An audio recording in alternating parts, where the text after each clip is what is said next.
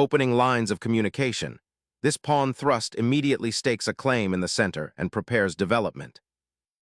Opening up the diagonal for the queen and bishop establishes an immediate symmetrical challenge for central control.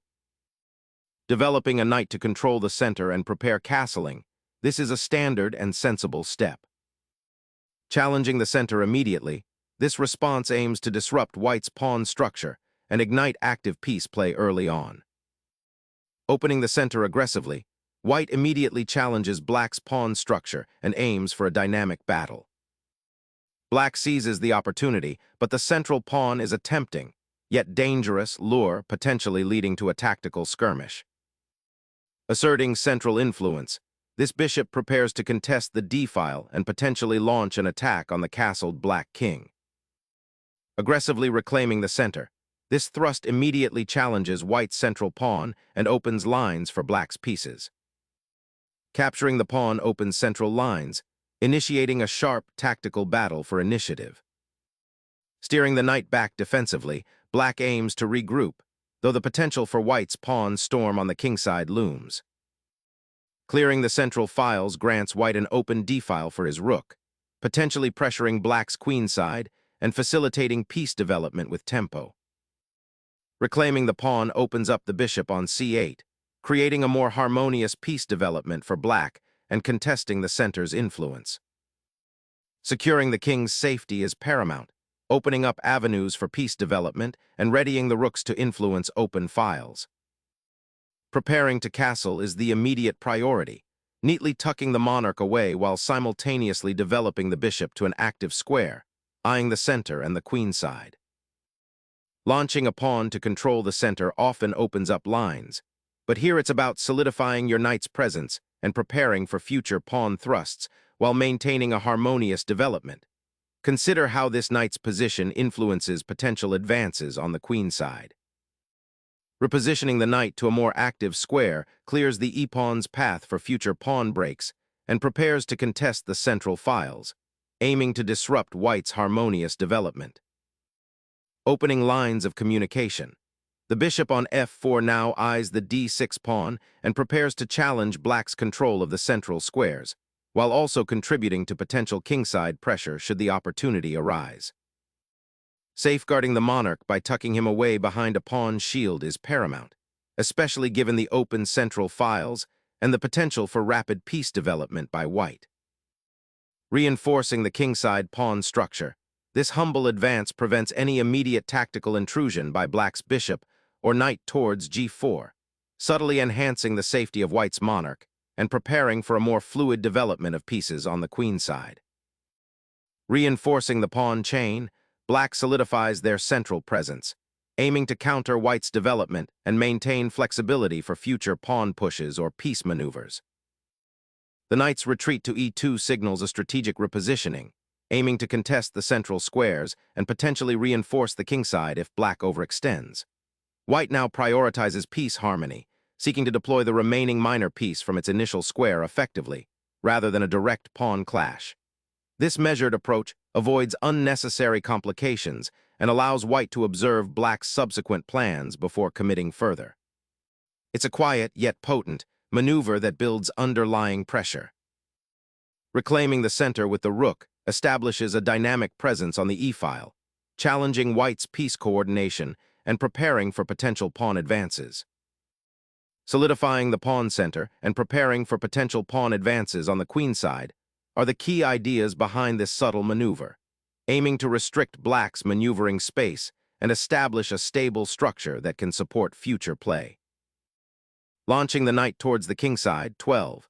An h5 creates immediate tension around white's f4 bishop, probing for weaknesses and potentially aiming to disrupt white's developing harmony by forcing a bishop exchange or repositioning.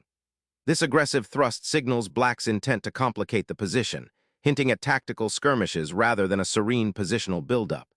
It also frees up the f-pawn, preparing potential pawn advances that could challenge white's central control.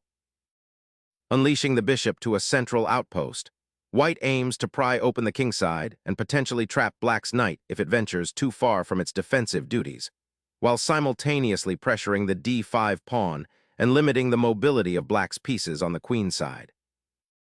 creating a fortress-like pawn shield around the king. Black aims to solidify their position against the encroaching white bishop and knights. A defensive posture that might also prepare a future kingside pawn advance to gain space and launch counterplay. White seeks to improve the coordination of their pieces and prepare for central action. The queen's relocation to c2 offers support to the e-pawn, which may become a target for black's active pieces, and simultaneously prepares to eye the kingside. This maneuver also opens up the d1h5 diagonal for potential future activity or a retreat for the bishop if needed. It's a subtle shift, aiming to reposition forces for a more dynamic middle game, perhaps anticipating pawn pushes like c5 or even looking towards a potential queenside expansion. Reinforcing the central pawn structure while preparing to challenge the open d-file and potentially reroute the bishop to a more active diagonal represents a solid positional idea, though it does cede some immediate central influence and allows white to potentially consolidate their space advantage.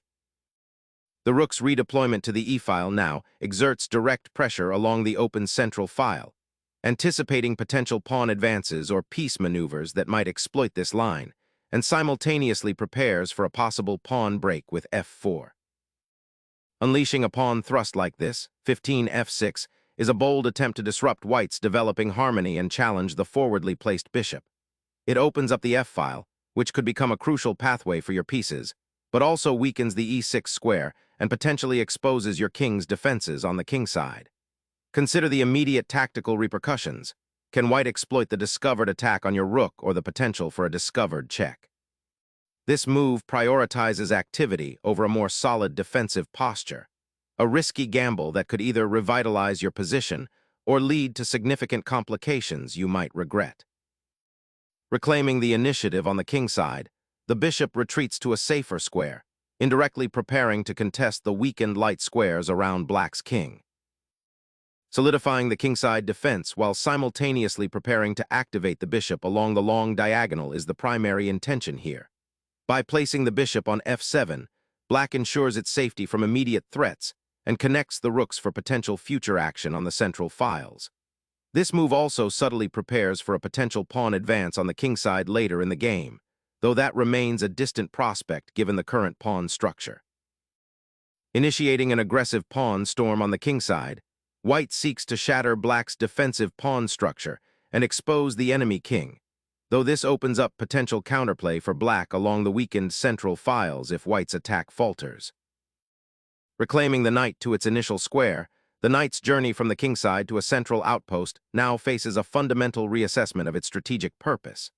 This repositioning creates a unique opportunity for a pawn storm to develop on the kingside, potentially overwhelming white's defenses and forcing concessions. The focus shifts to how black can leverage this potential for active piece play and exploit the newly opened diagonals for the bishops. Aggressively seizing central space with f4, white aims to open the f-file for potential piece activity and restrict black's knight mobility. But this push simultaneously weakens the kingside pawn structure, creating potential targets for black's pieces should they find their way to the critical squares.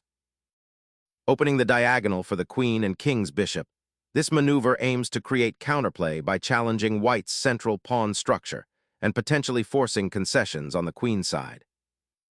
Prioritizing the king's safety, white retreats to a more sheltered square, anticipating potential complications on the king's side that might arise from black's knight's aggressive posture and the open diagonal.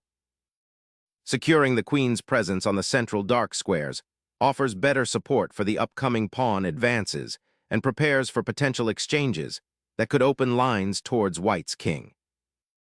The bishop retreats to a more secure square, aiming to avoid tactical skirmishes on the king's side and potentially redeploy to the queen's side for defensive or offensive purposes later. Shifting the queen to target the weakened kingside pawns, qd7 initiates a subtle repositioning, aiming to exploit the newly opened diagonal created by white's pawn push, while also freeing the e-file for potential piece activity and eyeing a more active role in the ensuing middle game struggle. The bishop's redeployment to h4 now directly targets the f6 knight, subtly increasing pressure on black's king side and creating potential weaknesses should that knight be forced to relocate. Exposing the king's defenses, f5 unleashes a risky pawn thrust, aiming to break open the kingside at the cost of weakening the dark squares around your monarch and potentially creating an outpost for white's pieces on the now vulnerable g6.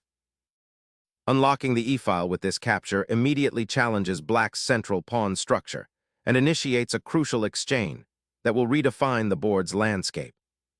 The king's safety, previously a shared concern, now becomes a more pronounced factor as the pawn shield on white's kingside is inevitably weakened by this capture, inviting potential harassment down the open file. This pawn sacrifice creates dynamic counterplay, aiming to disrupt black's well-coordinated pieces and exploit any lingering weaknesses, particularly around the queen's knight outpost. The ensuing tactical sequences will likely revolve around piece activity and pawn structure imbalances. White is gambling on regaining initiative through a more aggressive, open position. Consider how this simplification alters the long-term positional goals. White is actively seeking to transition from a somewhat cramped position to one with clearer attacking avenues. Reclaiming a knight and bringing it back into the fray, this maneuver aims to reignite black's attacking potential by challenging white's centralized pieces and opening new avenues for action on the kingside. Opening up the g-file for white's rook now that black's pawn chain is fractured creates a dynamic imbalance. The exchange on f5, while seemingly simplifying, strategically weakens black's kingside pawn shield and offers white a clear path to exploit the resultant pawn weaknesses. This aggressive repositioning of white's bishop aims to pressure black's pawn structure, potentially leading to a tactical skirmish in the center or an advantage on the open g-file if black isn't careful. The queen's return to the center reasserts pressure on white's queenside and eyes the potentially exposed king. The material is now level, but white has achieved a clear positional advantage by eliminating black's active bishop and creating weaknesses in the kingside pawn structure. This exchange opens up the g-file for potential future pressure and forces black to address the exposed kingside. The immediate aftermath of the queen trade reshapes the landscape entirely, now a game of maneuvering and subtle pawn structure manipulation. Black's recapture with the g-pawn fundamentally alters their central pawn mass, creating a potential outpost for white knights on f5, but also opening a semi-open g-file that could become a future pressure point. Gaining central space control with that bishop now aims to restrict black's pawn structure further. The pawn structure now hints at a potential endgame scenario, and consolidating the bishop's position, allowing it to defend the weakened kingside, is a sensible reaction to maintain piece activity. The bishop repositions to a more active diagonal, aiming to disrupt black's pawn structure and potentially pressure the kingside should the opportunity arise. Recognizing the trapped bishop on e7 as a significant long-term vulnerability, black prioritizes its repositioning, aiming to create a more active defensive network and potentially challenge white's queenside space advantage. Reclaiming central influence with the knight's advance, aiming to rearrange pieces for a more harmonious structure. Securing the king's safety amidst this open file pressure seems paramount now.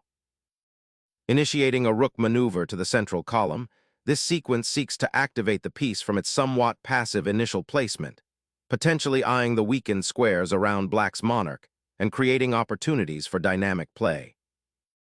Reclaiming the d-file with the rook provides a crucial outpost and pressure against white's slightly cramped position. Pivoting the rook to the central file now pressures black's unsupported pawn structure and prepares to contest any open lines that might emerge. Reclaiming the center with the rook after the pawn advances creates immediate pressure along the open e-file, hinting at future kingside infiltration. A bold maneuver, anchoring the bishop to a critical diagonal, aiming to disrupt black's coordination and potentially exploit weaknesses around the king if a breakthrough can be achieved on the kingside. An ambitious attempt to reanimate the bishop's activity by repositioning it, aiming to disrupt white's well-coordinated pieces and perhaps find a way to pressure the weakened kingside, though it risks leaving other pieces temporarily undefended. Opening the king's rook file now grants significant long-term attacking potential, directly challenging black's isolated king and creating a pathway for further piece penetration. The rook's repositioning now seeks to challenge white's control of the open e-file, aiming to dislodge the bishop and potentially exploit any weaknesses that arise from its retreat. Completing the exchange of rooks here is a pragmatic decision, simplifying the position and steering towards an endgame where the material balance becomes the primary consideration. The black king, liberated from its defensive shell, now ventures towards the center, aiming to participate actively in the ensuing endgame, a crucial decision that balances the potential for counterplay against the inherent dangers of exposing the monarch prematurely. The bishop's journey to b8 is a subtle attempt to regain some outpost control and perhaps set up a later infiltration, though with the king now so centrally placed, its influence is significantly blunted. The game has entered an endgame where the lone bishop on b8 faces the challenge of finding active squares, and the pawn structure on black's queenside presents an opportunity to create a passed pawn. Playing a6 now aims to prepare b5, which in turn will open lines for black's remaining pieces and potentially create a dynamic imbalance on the queenside. Pressuring black's queenside pawn structure with this advance aims to exploit the exposed king and potential weaknesses on the file, forcing black into a defensive posture. The king begins its long trek to safety, aiming for the queenside where the bishop currently offers no immediate threat, seeking a more secure harbor away from the open files and potential piece activity. Bringing the king into the fray now opens up a dynamic endgame, aiming to leverage its newfound activity against black's somewhat passive pawn structure. The rook's relocation to the queenside attempts to create a diversion and potentially gain queenside space, but it feels somewhat aimless given white's central pawn majority and king's safety. This bishop's repositioning aims to establish a commanding presence on the queenside, preventing black's king from finding sanctuary on the file and potentially cutting off the pawn's advance. Bishops are notoriously clunky when confined to the same color squares as your pawns, and repositioning this bishop to d8 is a bid to extricate it from its cramped position and seek greater influence on the kingside or potentially the queenside if opportunities arise. Shifting the bishop to c5 aims to control the dark squares around black's king and prepares a potential advance of the pawn to create a passed pawn. A crucial decision arises regarding king placement, with the monarch needing to navigate towards central safety or join the fray actively. The king ventures into the fray, a bold maneuver aiming to seize central control and prepare for potential pawn advances, but it does expose him to some central skirmishes should black's pieces regroup effectively. Activating the bishop to the center allows it to influence both wings, potentially creating weaknesses on the queenside while supporting a future pawn advance or piece maneuver. The knight's repositioning to e2 hints at a plan to infiltrate the queenside, perhaps aiming for d4 to challenge black's central pawn or c3 to support a potential b4 push, aiming to disrupt the opponent's pawn structure and create dynamism. Reactivating the bishop along the long diagonal is a sensible regrouping maneuver, aiming to contest the important light squares and potentially create counterplay against white's centralized king. Opening up the queenside with b4 aims to disrupt black's pawn structure and potentially create an outpost for the white knight, while also trying to gain space and queenside majority. Sacrificing the bishop for a pawn now would have created a very open position for white's king, but this repositioning of the bishop is a patient attempt to find a more active square, perhaps aiming to support a future pawn push on the queenside or to defend the king if white decides to penetrate. This knight repositions, seeking a better outpost on the kingside and preparing to challenge the bishop's tyranny on the c7 square. The bishop aims for a more active diagonal, eyeing the vulnerable pawn on b4 and potentially creating a passed pawn if the queenside opens further. Securing the distant pawn advances the queenside initiative, aiming to create a passed pawn that can prove troublesome in the endgame. The bishop captures the pawn, a necessary exchange to halt the advance of white's protected passed pawn on the queenside and prevent it from becoming a significant threat. The rook's bishop, now freed, embarks on a curious journey across the queenside, aiming to disrupt black's pawn structure and potentially infiltrate behind enemy lines. Relocating the bishop to the a5 square effectively blocks white's pawn advance on the queenside, securing black's queenside pawns and preventing any easy expansion there. Asserting control of the queenside opens avenues for white's rooks. The king, previously nestled behind pawn cover, now embarks on an adventurous journey across the board, a bold initiative aiming to participate directly in the unfolding endgame dynamics and contest vital central squares. Repositioning the knight from the central cluster to a waiting position on the edge of the board, preparing to potentially infiltrate via the kingside or support a future pawn advance, while also guarding against any immediate kingside threats. Unlocking the c-file now presents a tangible opportunity for the bishop to exert pressure, potentially disrupting white's pawn structure and forcing them into defensive maneuvers. Re-establishing the knight's influence on the kingside is a priority after its recent journey. Seeking to regroup and improve his king's safety, the black monarch steps forward, aiming to find sanctuary behind his pawn structure and avoid the potential invasions white might orchestrate. Initiating a maneuver to centralize the monarch, aiming to consolidate control over the remaining open files and exploit potential weaknesses on the queenside by shifting forces towards that flank. Unleashing a forcing check, black boldly challenges white's misplaced knight, aiming to disrupt its central influence and potentially trap it on the queenside. The king boldly steps into the fray, a risky gambit to seize control of the center and perhaps launch a counterattack against black's entrenched bishop. Seeking to activate the slumbering bishop, black finally unearths it from its passive posting, aiming to imbue this endgame with a flicker of dynamism and challenge white's already imposing space advantage. The knight reroutes, aiming to reinforce the kingside and prepare for potential pawn advances or to participate in a central struggle after black's bishop vacates the d1 square.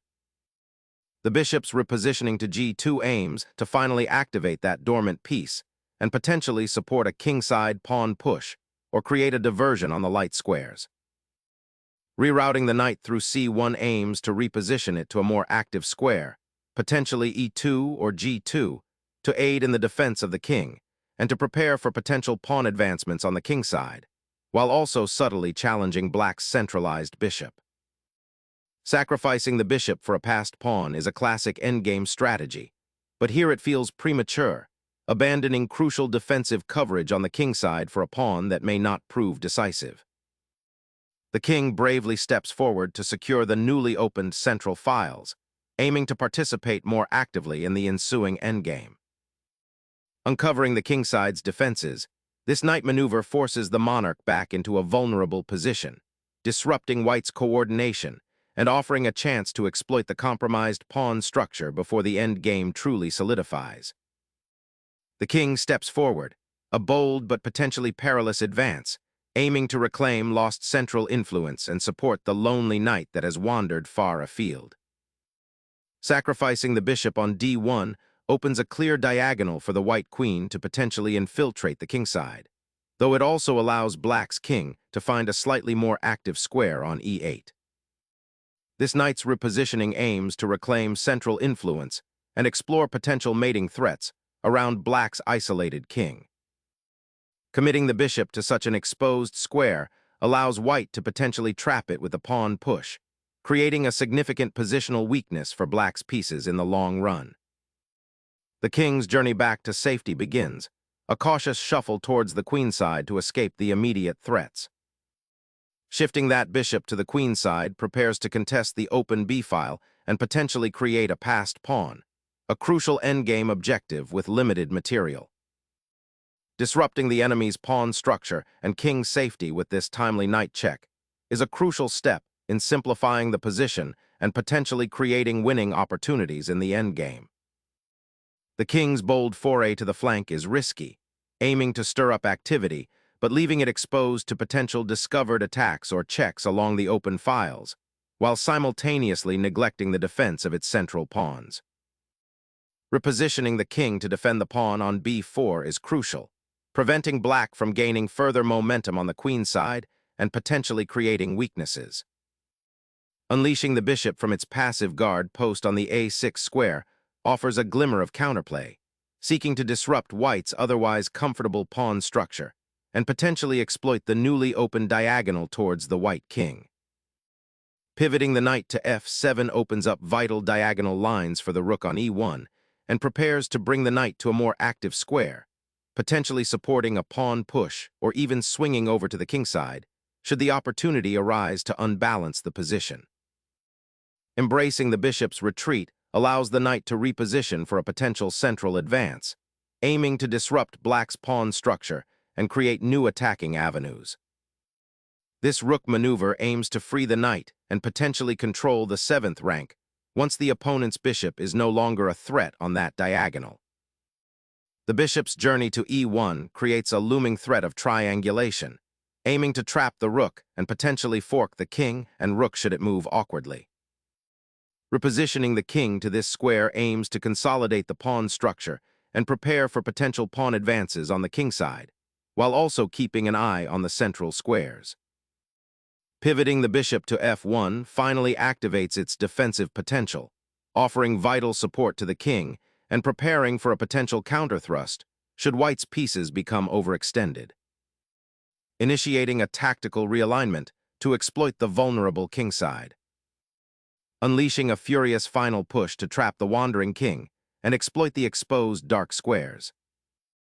The knight's aggressive excursion to e5, forcing the black king to shift, is a bold gambit to break the current stalemate and create an opening for potential kingside advances. The king's tentative steps towards the queenside offer a glimmer of activity, a stark contrast to the rather static maneuvering that has characterized the preceding moves. Repositioning the knight to f7 aims to secure a more active post, potentially eyeing g5 or the advanced kingside squares, while keeping the king safe from the bishop's discovered attack. The bishop vacates its post, potentially to reinforce the kingside or to seek out new avenues of attack, but it leaves the a-pawn somewhat exposed, a slight positional concession. Maintaining the tension in the center and eyeing the exposed black king, the knight repositions to a more active square, preparing to harass the opponent's vulnerable monarch. Finally recognizing the danger of the white knight's repositioning, black redirects the bishop back to its original post, shoring up the kingside defense and preparing to counter any further kingside advances by the opponent. Repositioning the king towards the center offers white better defensive prospects and prepares to support potential pawn advances on the kingside. Embracing the pawn structure's potential, black now seeks to exploit the open files with a bishop maneuver, aiming to dislodge the opposing king from its current comfortable outpost and disrupt white's defensive coordination. Stepping the knight back to f7 is a patient repositioning, seeking a more active square or to support a future pawn advance, perhaps preparing to contest the kingside pawns or create tactical opportunities after more maneuvering. The king's journey to the queenside to escape perpetual repetition, potentially aiming to challenge the pawn structure from a new angle. The knight's foray to e5 forces the black king to reposition, a recurring theme where white aims to exploit the slightly awkward placement of black's pieces and potentially gain a tempo later. The black king, after a long journey, now settles onto a more solid square, aiming to support its advanced passed pawn and potentially join the fight on the kingside. Attempting to dislodge the entrenched bishop from its optimal square, a bold maneuver that risks overextension if black can exploit the king's slightly compromised pawn shield. The bishop boldly ventures back to the queenside, a subtle repositioning aiming to disrupt white's king's parade and potentially eye the d3 pawn for an eventual blockade. Attempting to disrupt black's bishop's active post, this knight repositions, eyeing potential outpost squares and seeking to limit the scope of the opposing bishop. Probing for weaknesses, the king ventures out seeking a more active role, though it remains exposed on the f-file with opposing pieces poised to exploit any misstep. Shifting the knight to d7 aims to reinforce the d5 pawn's safety, but it also surrenders the initiative on the a4-e8 diagonal and passively allows black's bishop to become more active on the long diagonal. A bold pawn push to seize valuable space on the kingside, aiming to disrupt white's defensive structure and potentially create counterplay by opening lines for black's remaining pieces. Consolidating the king's position offers a welcome respite from its prior adventures, aiming to shield it from further tactical incursions while preparing to contest the crucial central files. Seeking to solidify the past pawn's advance and potentially create a new outpost for the king, this maneuver aims to reposition the bishop to a more active square where it can support the pawn and restrict white's knight. King Hunt initiated, forcing the black monarch into a precarious corner with this check. The black king, having successfully navigated a labyrinth of threats, now embraces the relative safety offered by the G7 square, preparing to potentially consolidate its forces and eye a more active role in the unfolding endgame, aiming to exploit the white king's exposed position. The king's bold sidestep into the center, even with the opponent's rook lurking nearby, signals a determined effort to become an active participant in the endgame, aiming to exploit the slight positional advantage white has gained on the king side. The black bishop retreats to a more passive square, abandoning control over the crucial A5-D8 diagonal and surrendering the initiative entirely to white's active king. A bold repositioning of the king, seeking to bypass the restricted pawns and engage on the king side, but it risks leaving the monarch exposed to the watchful black bishop. Gaining initiative through a timely check is a hallmark of dynamic play, forcing the white king to relocate and disrupting its defensive setup. The king's daring journey across the board now enters its final, perilous leg, demanding utmost vigilance as it seeks to evade the perpetual shadow cast by the opponent's bishop and knight. Unleashing the pawn's potential, black initiates a dangerous raid towards the white king, aiming to exploit the weakened light squares and disrupt white's defensive setup. The king ventures into the heart of the storm, aiming to shake off the defensive shackles and find active play, a risky but potentially rewarding gambit. The bishop retreats, establishing a defensive screen on the queen side while aiming to support a potential pawn advance down the file, a nuanced attempt to create counterplay against white's king-side space advantage.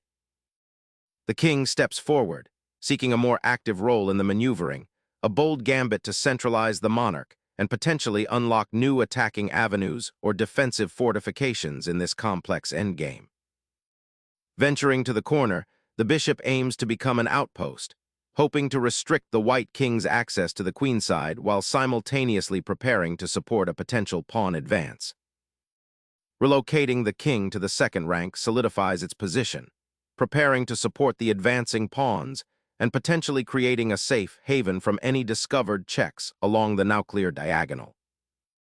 Recognizing the persistent threat on the king side, black seeks to dislodge white's vigilant bishop by placing their own piece on the flank, aiming to disrupt white's coordination and create opportunities for counterplay on the queen side. The king ventures forth again, seeking a safer haven or perhaps preparing a daring central occupation. But with the opponent's bishop actively poised on the queen side, this kingly excursion carries significant risk of exposure. The bishop retreats, seeking a better perch, but with the knight now master of the central squares, its influence feels diminished, potentially inviting further queenside infiltration. The king cautiously retreats to the edge, creating a potential pathway for the rook to join the queenside pawn push, but it's a double-edged sword, leaving it exposed if black's bishop can infiltrate. The bishop's return to e2 from its recent foray to a6 signals a tactical retreat, aiming to shore up the defense of the central pawn structure and prepare for potential counterplay.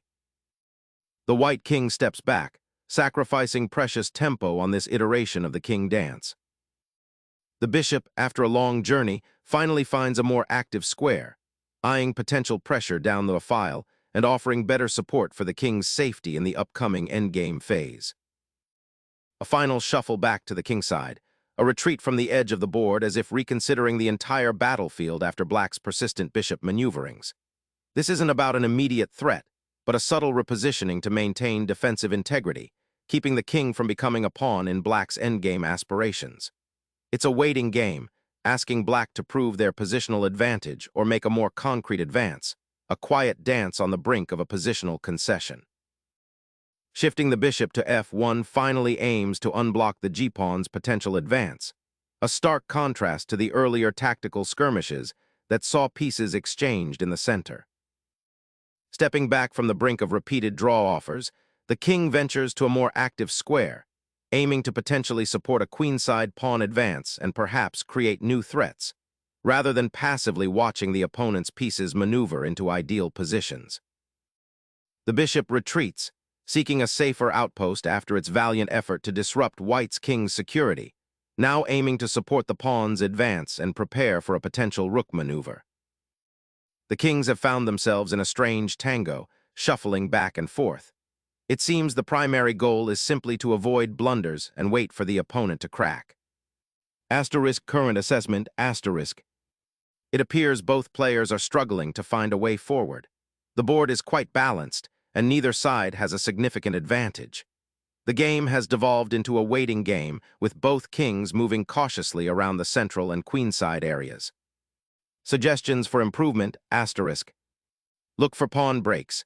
Are there any pawn moves that could open lines or create weaknesses in the opponent's camp? Reposition pieces. Can any pieces be moved to more active squares, even if it means a few waiting moves?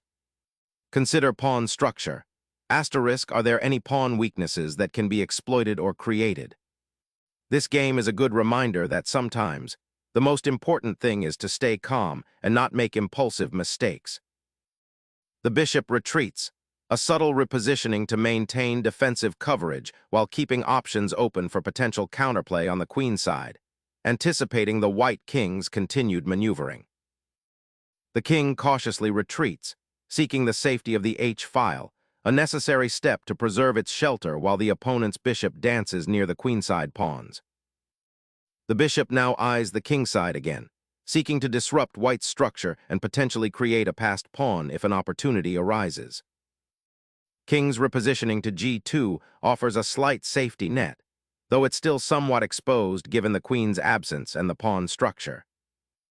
The bishop's daring excursion to the g-file intensifies the struggle for central influence, seeking to coordinate with its comrades for a more active role. Snatching that pawn immediately is a bold, almost reckless choice, given how exposed the king remains. White is gambling that the immediate material gain will outweigh black's potential counterplay and the continued safety concerns for their own monarch. Pivoting the bishop to c7 aims to reposition it closer to the action, perhaps eyeing the c-file or reinforcing the a5 pawn indirectly, while also clearing the diagonal for the knight to potentially access more active squares. The knight repositioning to e5 aims to establish a more active central outpost and potentially support a kingside initiative, while also keeping an eye on the vulnerable black king, which has been somewhat exposed throughout this long struggle. The black king, finally emerging from its passive guarding position, begins a determined march towards the center, aiming to activate its latent power and provide crucial support for the advancing passed pawn. Preparing to consolidate the king's position, aiming to eventually bring it into the action on the kingside, is the primary idea. Embracing the open lines, the black king ventures forward, seeking the central action, a bold gambit in the face of potential king safety issues. Bringing the knight back to its original square, the white king initiates a positional shuffle, aiming to reposition itself for better defense while also potentially preparing to advance its pawn structure, though the knight's return might signal a slight concession in immediate active play. Finally, black's king finds a slightly more secure position, aiming to connect the rooks and prepare for further consolidation. The king is being chased into a corner. The knight must now dance away from the immediate threat. The king's central march begins, seeking safer pastures and preparing to contest the crucial central pawns. Venturing the knight to g6 aims to control key squares like f4 and e5, potentially preparing a queenside advance or reinforcing the center. A desperate attempt to inject life into the position, pushing the h-pawn offers a sliver of counterplay, but at the cost of further weakening the king's defenses. The long-term consequences of this pawn advance, especially with white's knight poised for a powerful repositioning, deserve serious consideration. Sensing the opportunity to consolidate, The king steps forward, aiming to penetrate black's weakened pawn structure and potentially support a breakthrough on the king side, rather than passively waiting for black to dictate the game's direction. Pushing the king forward allows it to become an active participant in the pawn race, potentially creating a dangerous passed pawn on the h-file. The knight aggressively repositions, seeking a more menacing outpost on the king side where it can potentially disrupt black's pawn structure or join a future attack. The king relocates to the edge, seeking a safer haven away from the immediate pawn storm brewing on the queen side, while simultaneously preparing to support the nascent queenside expansion with the next move. Sensing an opportunity to improve the knight's central influence, moving it to d3 aims to reposition it towards the king side, potentially supporting a future pawn push or reinforcing the pawn chain. Black's king, finally finding a bit of breathing room, hops towards the queen side, aiming to support the pawn advance and keep the white knight from overstaying its welcome on that critical square. Asserting dominion over the central squares with the knight is paramount, aiming to restrict black's bishop and potentially create outposts. The king retreats again, shuffling back to a less dynamic square. Black's pieces seem to be slowly encircling white's less active ones, though no immediate breakthroughs are apparent. Consider how the king's current position might influence the placement of other pieces for future pawn advancement or defensive maneuvers. The king shuffles backward, a cautious step to evade the encroaching black bishop, preparing to support the knight's potential repositioning and perhaps find a safer square amidst the pawns. A defensive repositioning of the bishop, aiming to consolidate the pawn structure by potentially reinforcing the king side and creating a more solid defensive perimeter. The king ventures forward, seeking safer avenues through the pawn structure, a bold step in this complex endgame. The bishop's excursion to the king side, forcing the king to move, aims to disrupt white's pawn structure and potentially create mating nets or infiltration routes, though it also exposes black's own king to potential checks. Heralding a forced king repositioning, white's monarch abandons the sanctuary of h2, preparing for a potential foray onto the king side or a more central stance, seeking active participation in the endgame maneuvering now that the pawn structure has been so drastically simplified. The bishop retreats, preparing to potentially re-engage on the king side if white's knight ventures too close to the pawn majority. The bishop retreats to a square that, while seemingly passive, sets a quiet trap by offering potential support to a d-pawn advance, a subtle threat that black must carefully consider as the endgame approaches and precise pawn structure becomes paramount. The bishop retreats, seeking a safer haven and preparing to solidify the pawn structure by supporting the d6 pawn. Initiating a positional blockade on the queen side, the bishop aims to restrict black's queenside expansion and potentially create weaknesses. The bishop's relocation to the d2 square aims to reinforce the d-pawn, a seemingly minor pawn that now represents the last bastion of white's queenside space and potential counterplay. This maneuver, while appearing passive, subtly prepares for the eventual pawn push of the d-pawn, a critical element in simplifying the position and potentially creating an open file for the remaining rook. Finally, the knight finds a safer haven on d3, seeking to evade the persistent bishop's gaze and prepare for a more active role in the endgame, aiming to exploit any weaknesses on the queen side.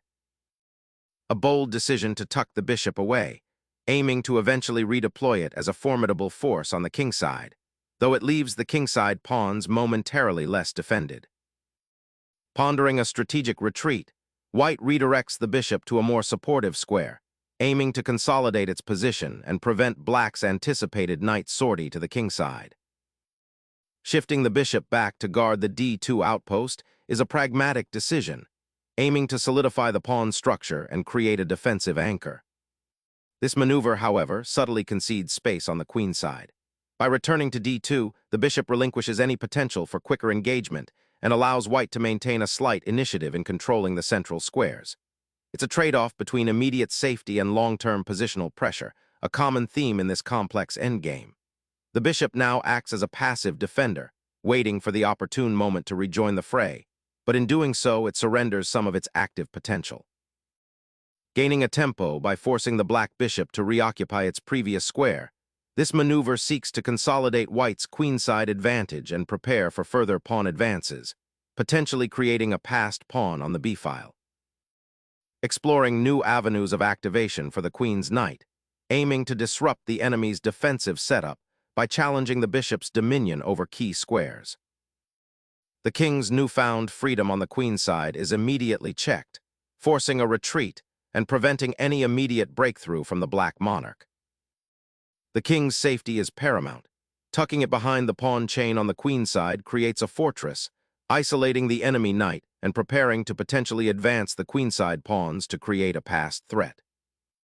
Seizing the initiative by capturing the pawn removes a crucial defender of the black king and opens lines for your remaining forces. The pawn capture on g4 seals the fate of the rook, fundamentally altering the material balance and pushing the game towards a swift conclusion with white now possessing a decisive material advantage. Clearing the path for the knight's regrouping, this bishop maneuver prepares to establish a formidable defensive shield around the king, anticipating any potential counterplay from the active black bishop. Sacrificing material for activity is often a gamble, but here, black gains significant counterplay by forcing white's bishop to a passive square. Pushing the pawn forward immediately opens the f-file for the rook, aiming to exploit the black king's slightly exposed position and create potential mating threats by coordinating with the remaining pieces. A bold recapture, sacrificing the bishop to potentially disrupt white's pawn structure and open lines for counterplay, though it allows white to advance their formidable passed pawn. The king, no longer content with passively watching the endgame unfold, actively seeks a more assertive position, aiming to leverage its newfound freedom to support the advancing pawns and potentially infiltrate the enemy ranks. The bishop's relocation to f6 aims to prevent white's pawn from advancing to f5, which would create a passed pawn.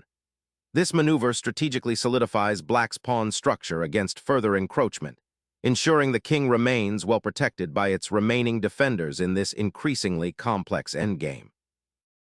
The king boldly steps forward, finally breaking free from its defensive shell to participate in the endgame's grand ballet of advancing pawns and positional pressure. Finally, the pawn on d4 is advanced, aiming to secure more central space and potentially disrupt white's coordination. The king steps forward, abandoning the sanctuary of the dark squares for a more active, albeit risky, role in the unfolding drama. Capitalizing on the newly opened file, black introduces a pawn's daring advance, aiming to disrupt white's kingside structure and potentially create a passed threat. Pushing the bishop to f4 now aims to exploit the unprotected nature of the d4 pawn and create immediate pressure on black's weak structure. The pawn push is crucial to create counterplay and disrupt white's otherwise comfortable position by opening lines for the queen to reposition and potentially attack.